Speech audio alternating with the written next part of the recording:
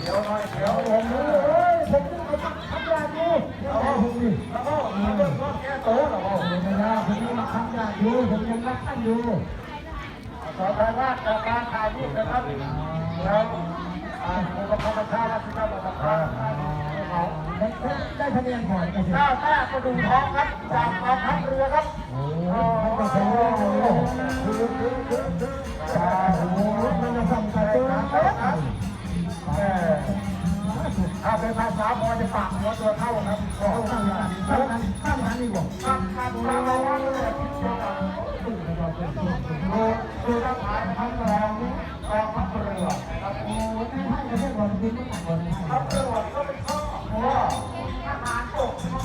ทหารอากาศโอ้ทหาร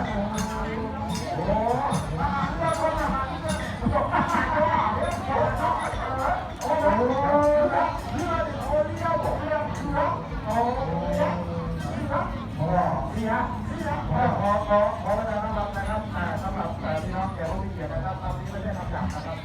เพราะภาษานายกเป็นภาษายศเป็นพิธีกรนะครับขออนุญาตแจ้งเกี่ยวกับเรานะครับทีเรือคำหยาบนะครับขอเชิญตัวแทนมารับรางวัลนะครับเงินพิเศษนะครับจาก